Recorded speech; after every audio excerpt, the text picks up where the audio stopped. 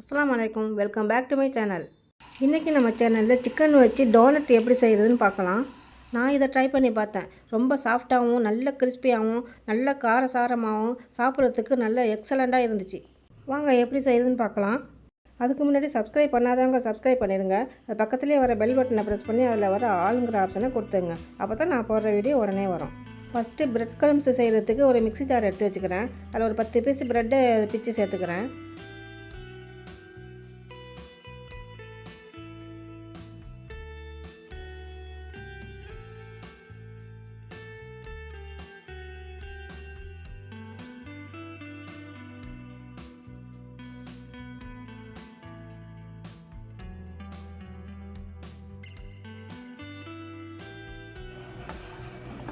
அப்புறம் மூடி அரைச்சிட்டு வந்துடுறேன்.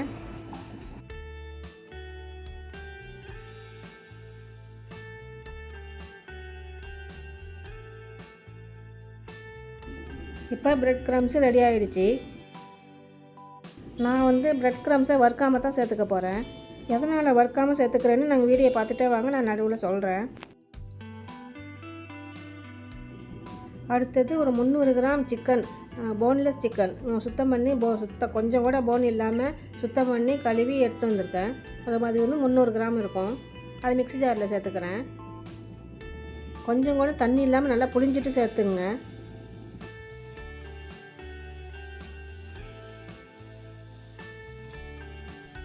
அது கூடவே 1 ஸ்பூன் மிளகாய்த்தூள், 1 ஸ்பூன் மிளகுத்தூள், 1 ஸ்பூன் உப்புத்தூள், 1 ஸ்பூன் சில்லி ஃப்ளேக்ஸ், அப்புறம் ஒரு 10 பல் பூண்டு சேர்த்துக்கிறேன். அப்புறம் பிரெட் க்ரம்ஸு 1.5 கப் சேர்த்துக்கிறேன். இது 1 கப்பு.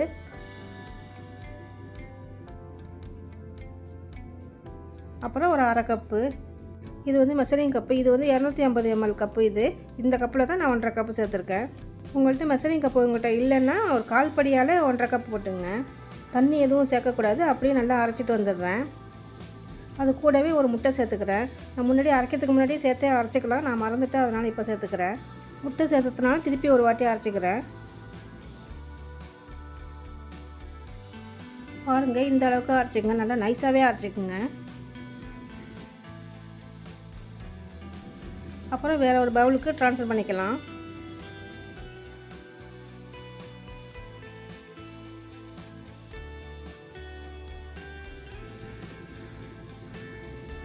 அப்புறம் டோனட் மோல்டு இருந்துச்சுன்னா அதில் வச்சு தட்டிங்க. அப்படி இல்லைன்னா இந்த மாதிரி ஒரு மூடி எடுத்துக்கோங்க.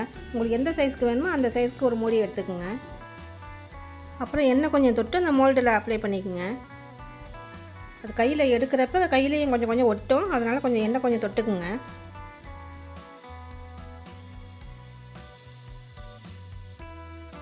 நல்லா ஈவனாக தட்டிக்குங்க.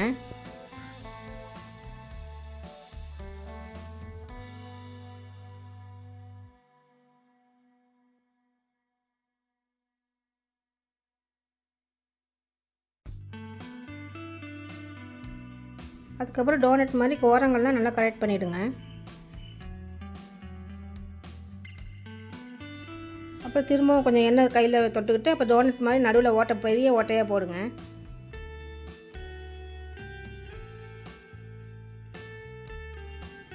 அவ்வளோதான், சூப்பராக டோனட் மாதிரி தட்டியாச்சு. இதே மாதிரி எல்லாத்தையுமே தட்டி வச்சுக்கிறேன். நம்ம சேனலில் நிறைய வீடியோஸ் அப்லோட் பண்ணிட்டு வரோம். சமைக்க தெரிஞ்சவங்க சமைக்க தெரியாதவங்க எல்லாருக்குமே நம்ம வீடியோ யூஸ்ஃபுல் வீடியோவாக இருக்கும். நீங்கள் இந்த வீடியோ முடிச்சுட்டு எல்லா வீடியோவையும் போய் பாருங்கள்.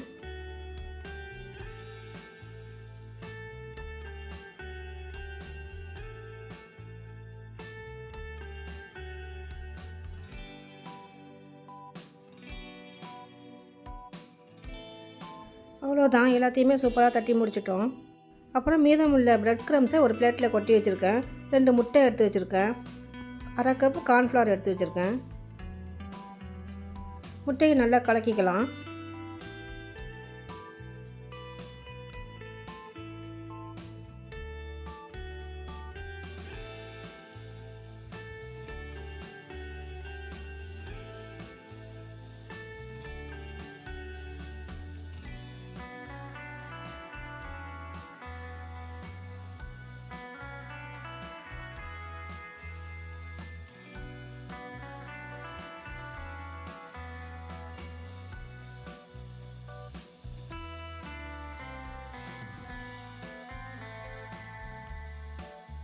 ஃபஸ்ட்டு ஒரு டோனட்டை எடுத்து கார்ன்ஃப்ளவரில் நல்லா பிரட்டி எடுத்துக்கிறேன்.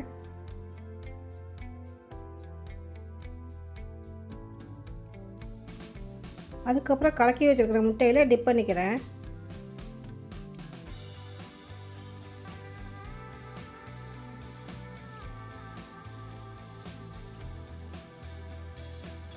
அதுக்கப்புறம் பிரெட் க்ரம்ஸில் போட்டு நல்லா கோட் பண்ணிக்கிறேன். நல்லா கையால் நல்லா ப்ரெஸ் பண்ணி விடுங்க. ரொம்ப போட்டு அமைக்கிறாதீங்க, உடஞ்சிடும். லைட்டாக ப்ரெஸ் பண்ணி விடுங்க.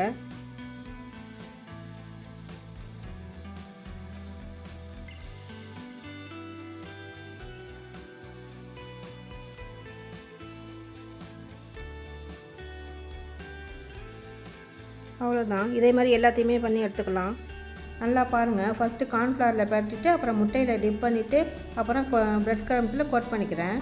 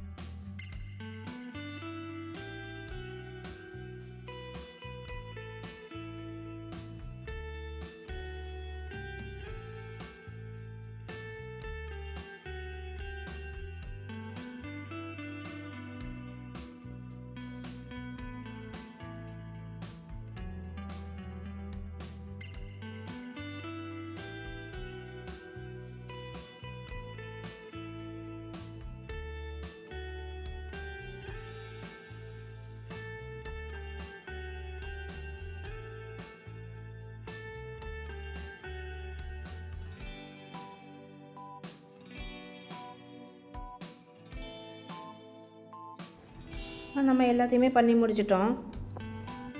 இதையும் நீங்கள் ஃப்ரிட்ஜில் ஸ்டோர் பண்ணி வச்சுக்கலாம். நீங்கள் தேவைப்படுறப்ப எடுத்து பொரித்து சாப்பிட்டுக்கலாம்.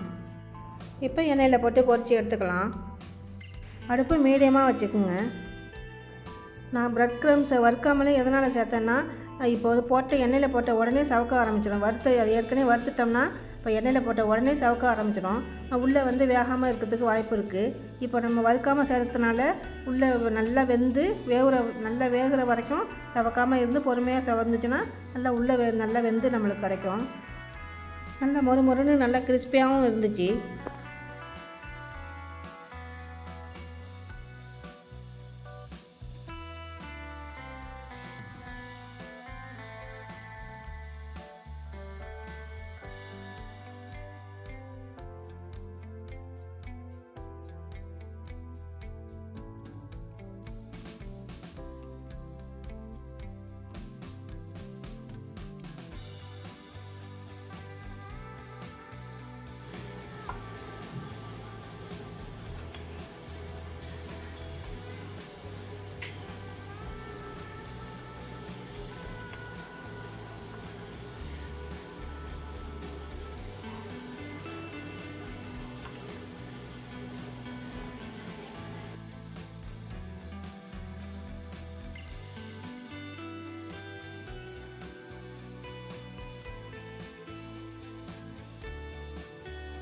டோனட்னா இந்த அளவுக்கு செவக்கிற அளவுக்கு பொரிச்சு எடுங்க.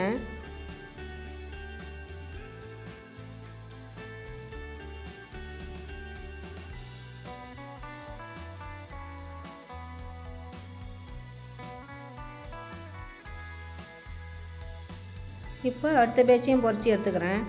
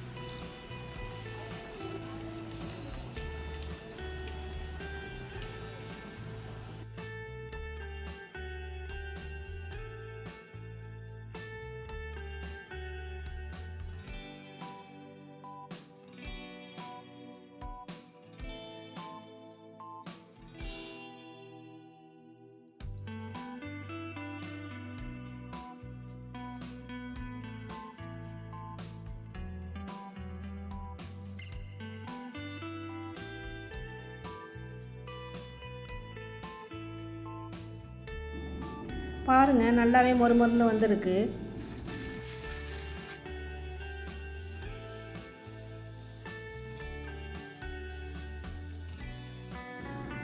உள்ளேயும் நல்லா சாஃப்டாக வெந்திருக்குது. இதுக்கு தொட்டு சாப்பிட நான் வந்து டொமேட்டோ சாஸ் தான் வச்சுருக்கேன். இல்லைன்னா மயோனீஸ் வச்சு சாப்பிட்லாம். அதை விட ரொம்ப சூப்பராக இருக்கும்னாக்கா க்ரீன் சட்னி, ரெட் சட்னி வச்சு சாப்பிட்டா ரொம்பவே சூப்பராக இருக்கும். நீங்கள் எது வேணாலும் வச்சு சாப்பிட்லாம். நான் எப்படி செஞ்சு காமிச்சேன்னா அதே மாதிரி செஞ்சு நீங்களும் சாப்பிட்டு பாருங்கள். எப்படி இருந்துச்சுன்னு கமெண்ட் பாக்ஸில் சொல்லுங்கள். இந்த வீடியோ உங்கள் எல்லாருக்கும் பிடிச்சிருக்கும்னு நினைக்கிறேன். பிடிச்சிருந்தா ஒரு லைக் போட்டுருங்க. சப்ஸ்கிரைப் பண்ணாதவங்க சப்ஸ்கிரைப் பண்ணிவிடுங்க. பக்கத்தில் வர பெல் பட்டனை ப்ரெஸ் பண்ணி அதில் வர ஆளுங்கிற ஆப்ஷனை கொடுத்துருங்க. மீண்டும் புதிய சுவையுடன் வேறு ஒரு ரெசிபியோடு அடுத்த வீடியோவில் சந்திக்கிறேன். தேங்க்ஸ் ஃபார் வாட்சிங்.